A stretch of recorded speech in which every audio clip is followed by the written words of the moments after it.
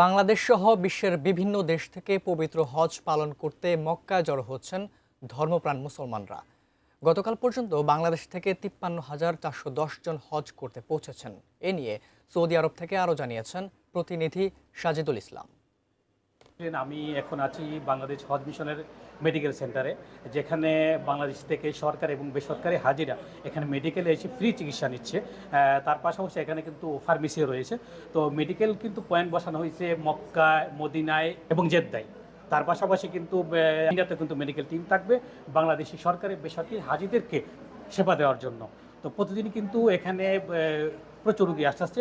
প্রথম দিক দিয়ে কিন্তু 4 থেকে 500 রুগী থাকলেও বর্তমানে কিন্তু এটা বারে পরে 700, 1000, এমনকি বর্তমানে কিন্তু আজকে কিন্তু প্রায় 2200-র উপরে কিন্তু আসলে রুগী আসছে। বিভিন্ন ধরনের রুগী এখানে আসছে, কেউ ব্যথা, কেউ সর্দি কাশি ঠান্ডা নিয়ে এই ধরনের কিন্তু বিভিন্ন রুগী পুরুষ মহিলা কিন্তু প্রতিদিনই আসতেছে মেডিকেল সেন্টারে।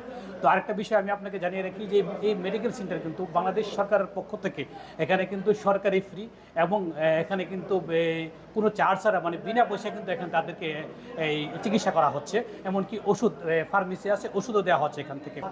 এই বিষয়ে আমি আরও জানতে চাইবো deputy team leader doctor Mafizur Rahman. যে সমস্ত হাজি বর্তমানে বাংলাদেশে অবস্থান করছে, মক্কা মদিনায় আসার অপেক্ষায় রয়েছেন, তাদের উদ্দেশ্যে আমি শুধু এতটুকু বলবো, ওনারা যাতে আসার সময় ওনাদের নিত্য প্রয়োজনীয় জীবন রক্ষাকারী ওষুধগুলো যাতে সাথে নিয়ে আসেন। যেমন ইনসুলিনটা যদি ওনারা আনেন তাহলে ওনাদের জন্য ভালো হয়, একটা ডোজও মিস হবে না।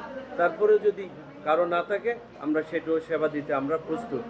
ধন্যবাদ আপনাকে। এই ছিল সর্বশেষ খবর আমার কাছে মক্কা বাংলাদেশ মেডিকেল টিম থেকে।